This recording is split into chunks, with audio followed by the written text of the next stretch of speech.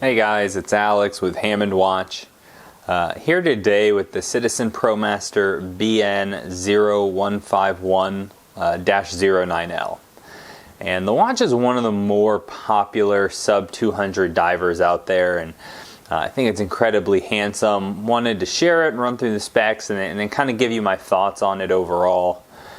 It's got really nice sizing for the most part. You have a substantial 44 millimeter case.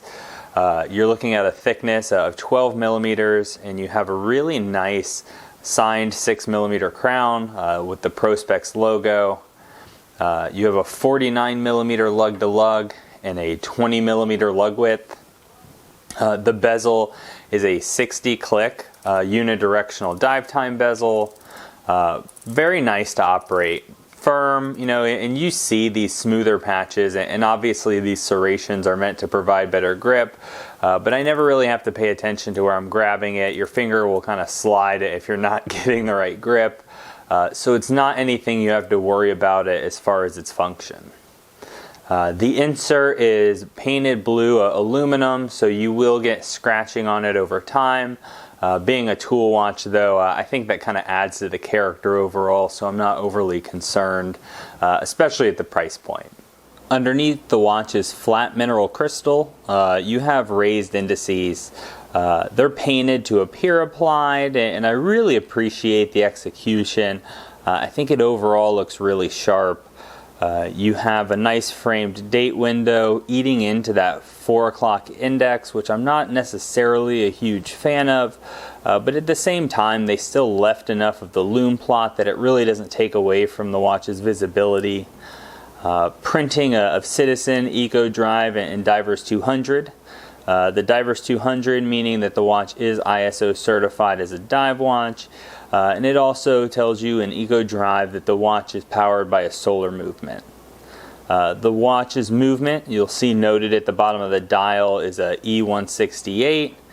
It's got a 6-month power reserve when fully charged, and you're looking at accuracy and plus minus 15 seconds per month, which is really nice. I like to use solar watches on vacation. It's just kind of grab and go watches that you can really beat on and don't have to worry about any type of major repair coming.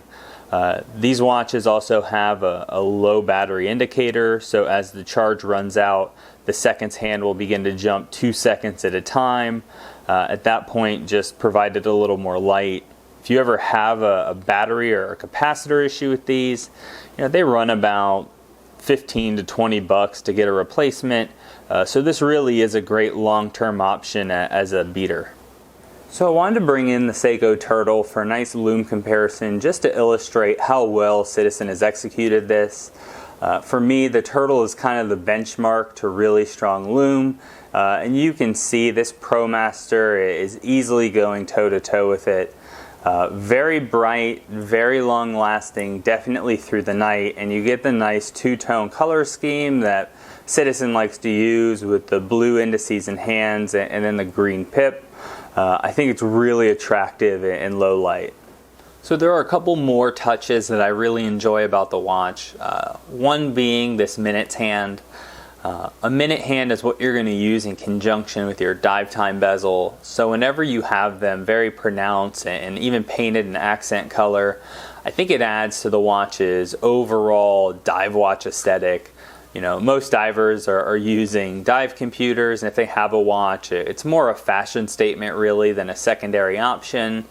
But still, you know, everything being kind of purpose built feels nice, and it's very appealing to me at least. You know, from the crown to the bezel to how the dial is laid out to even the minutes hand, everything feels like it's made for the water and meant to be a tool for you. What they do to balance that tool aesthetic is just add little touches of polishing. Overall, the watch's case is entirely this nice satin feeling brush. It's all very uniform and very well executed as you would expect. And then they have little splashes of polishing in the serrations for your grip on the bezel. You also have a nice polished crown The grooves cut into the crown are plenty deep enough and pronounced enough for you to get a good grip, so this polish doesn't affect functionality. It just adds a little bit more visual interest. I also really love what they did on the bottom of the case as it meets your skin. You'll notice they did a very slight kind of undercut all the way around. And what it did was it softened this leading edge, and it makes it feel very nice on wrist. You know, there are definitely no hot spots involved here, and you can forget you're wearing the watch. Being a big watch, you know, you'll feel it if you move around, but having a solar movement, it's incredibly light and just feels very nice. The screw down case back, it's pretty generic, just, you know, Citizen Eco Drive and some general text and references. But you'll note here that I have changed the strap, and this is the one thing that's held me back from keeping these. The stock strap, I don't mind the text, and honestly I prefer this blue color as it matches the dial a little bit more than this. This is a Mod Part strap off of Amazon. Much more comfortable, much softer material, and it does match the bezel color a little better, which almost has a slight purple hue to it. But I don't enjoy that it's a 20 millimeter strap. You know, at 44 millimeters, I feel like this really should have been 22.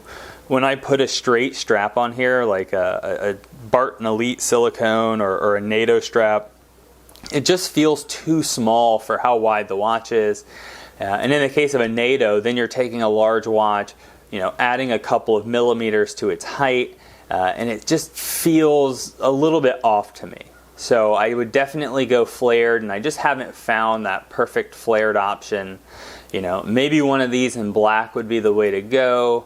But in general, if you know of a really nice kind of Seiko style replacement strap or ribbed, I'm not really sure what to call this, hit me in the comments below. You know, I've tried a half dozen out and haven't found the right one for this watch, but I just know that if this was a 22 millimeter lug width, I'd have a lot more options that I think worked on it.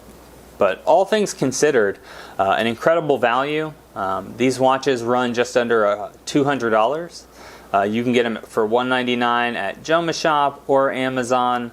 Joma Shop, there's usually some discount codes hiding out there where you can get, you know, 10, 5, 15 bucks off, something like that.